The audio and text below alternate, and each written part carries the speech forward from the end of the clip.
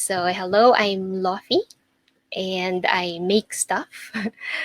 um, okay, so this is a self portrait. So, when I was a kid, I was kind of shy.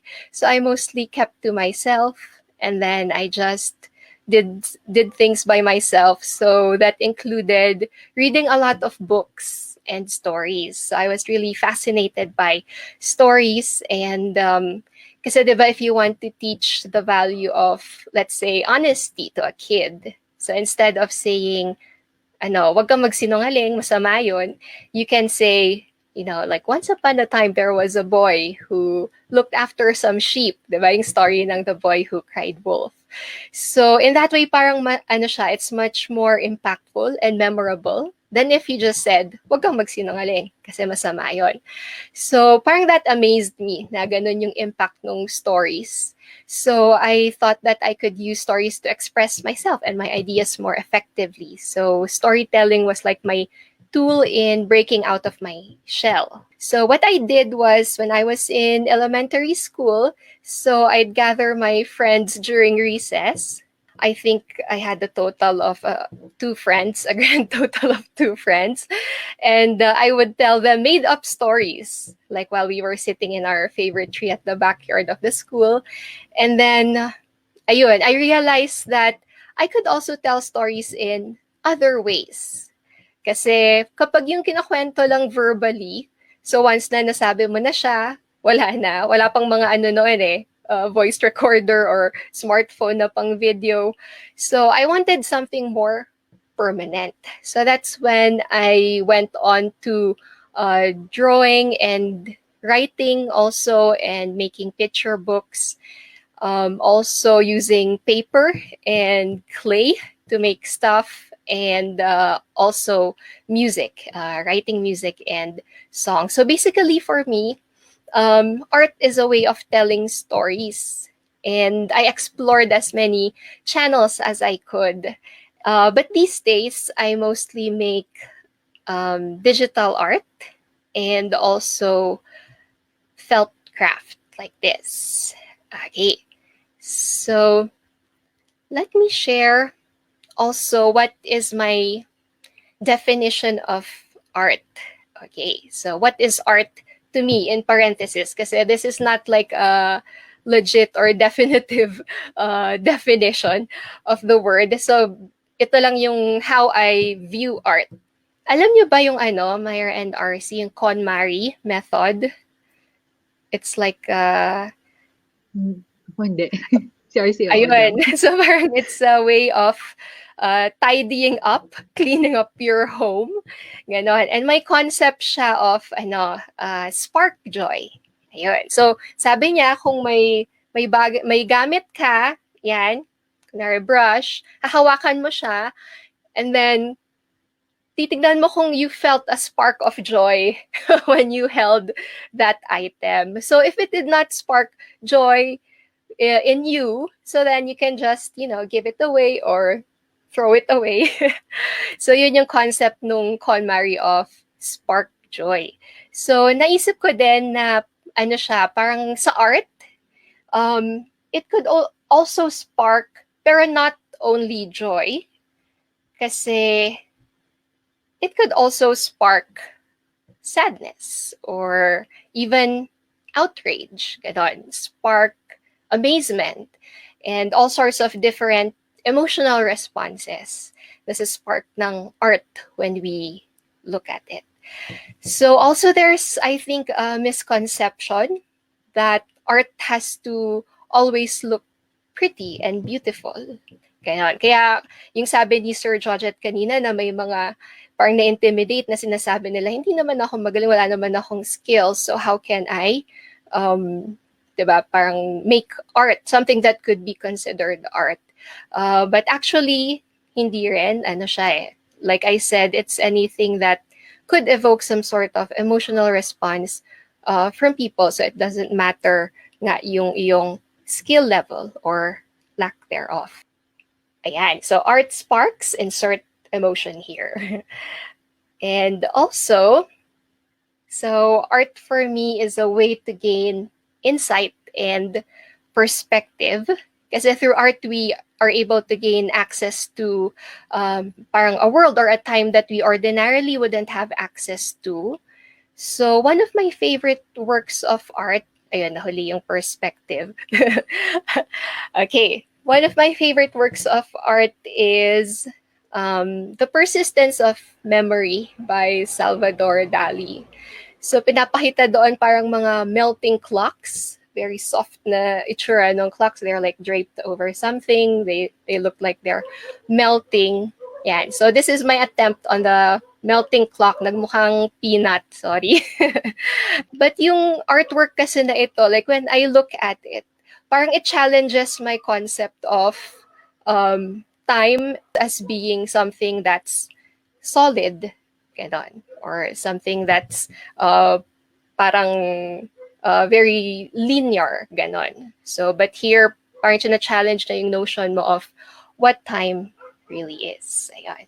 So, hindi siya inflexible, ganon. So, art can show us a different way of thinking or looking at things. So, that's also one thing that I really love about art.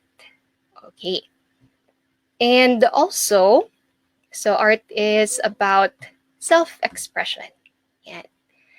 So let me share with you this piece. I was working on this piece early this year, ate, unless it was early last year. Nawalan na ako ng concept of time. So I posted yung work in progress ko sa Facebook, and then I put a caption there na I said, I call this one naglamin ng masapol agdigos. That's in Ilocano. Ang ibig sabihin niya sa Tagalog ay malamig, pero kailangan maligo. Kasi yun yung struggle dito sa Baguio pag mga January or February. Diba? So when I shared this on my Facebook, so ang daming mga nag-react na, uy, oo, nakarelate ako din, ganon. So parang it paves the way for self-expression and then also for connection, like with other people. Like when they see your work of art and then somehow they could relate, or it evokes some emotion in them. So then you start to build connections. And then, okay, so let me also talk about art and mental health. Okay, so in 2007, I was diagnosed with clinical depression. And while I attribute a huge part of my recovery to medication, psychotherapy, and a strong support system, hindi ko din madedenay that art really played a big role in my recovery. So I didn't know what I looked like then, kaya sorry for this simplistic self-portrait. Okay, so this is my road to recovery. Ayan, kita nyo naman how siya, long and winding ang road to recovery ko. But art helped me along. So kasi, depression can make you feel like you're trapped, like this person in the cage. So that for me was like the pervading feeling. Na aside from the feelings of worthlessness, guilt, and hopelessness, there was really an overwhelming feeling of being trapped. And maybe some of you or viewers have felt that as well, especially now with the pandemic. So parang both figuratively and literally, diba? Na we are trapped. So it could be trapped in our situation, in the circumstances of our life right now. We feel trapped in our own house, in our own room, and also parang worst of all, we feel trapped in our own minds. So art for me is like a liberation from this cage. Kasi making art is like taking a part of you and setting it free. So kahit na you don't share it with anyone, even if nobody sees it, pero nag-sketch ka lang sa kapirasong papel, and then the mere fact na something exists where previously there was none. So parang something came from within you. And kaya art actually ang totoong hugot. Yeah. So, but then if you share it with other people and, they respond to it, then that's a whole other world that it opens up for you.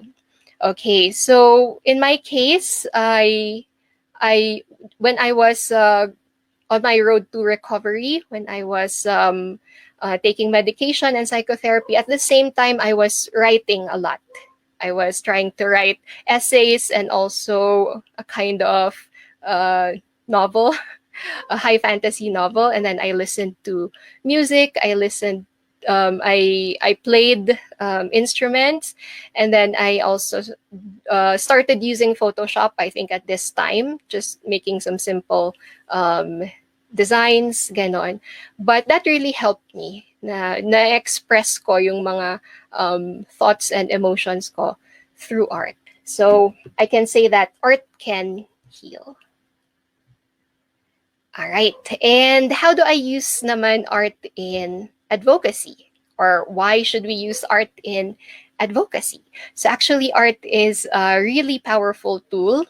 Because advocacy is like inspiring change, first of all, in the thinking of people and in eventually in their behavior.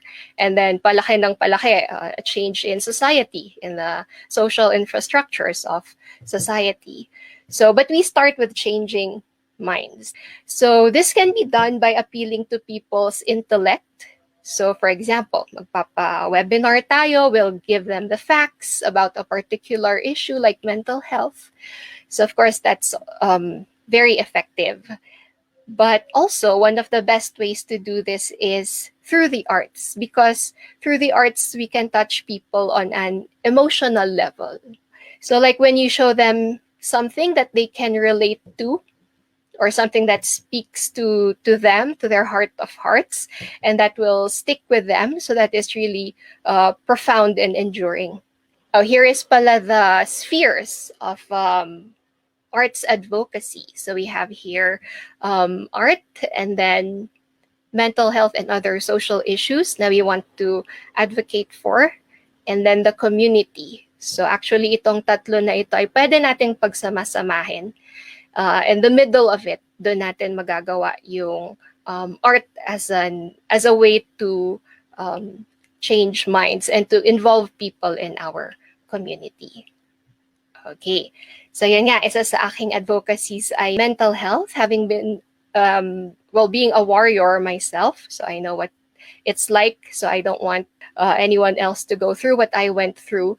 Dun sa aking craft lab, I call it the craft lab. So I make these kinds of banners with mga parang inspirational, encouraging texts on them. And then nilalagyan ko na lang ng design. So something like this. And sometimes I give these away to my friends. Sometimes I sell them through my online shop. Ayun. So I call it Monthly Monsoon for mental health. And then I also hired like some members of a local support group to help me make these crafts so that we could somehow make it a bigger thing and hopefully reach more people. Ayun. And of course, with my organization Keep Going Baguio, so we do use a lot of dito, art and music and poetry. We have like open mic for music, poetry, and even comedy. So we also really utilize art as a way of spreading advocacy. And one of my other advocacies is creative play and sustainability. So here I try to marry the two together. So I make parang mga toys for kids, which are, kasi this is made of felt. So you could actually wash this, and if it gets destroyed, meron itong parang lifetime warranty. So I will always keep on fixing it para sustainable siya, and we don't just keep throwing toys away. Ayun. So this is that kind of house. You can also fold it para it doesn't take up too much space. And so I use also art for those advocacies. And also I also advocate for Indigenous people's rights. So I also make digital artworks for some campaigns. Yeah. And okay, so this is through my Craft Lab monthly monsoon. I also co-organize events, art and music events with my good friend Thea De La Rosa. Hello, Thea, if you're watching. I got some of your pictures for my slides. Ayan. So this was in 2018. We started then, and we made it a yearly thing. So we would have crafts, music, and an art exhibit at one of the local cafes here in Baguio. So we could also engage the community talaga. And then this one naman is last year. So we had workshops naman. So here we included storytelling, um, painting, crochet, recycling.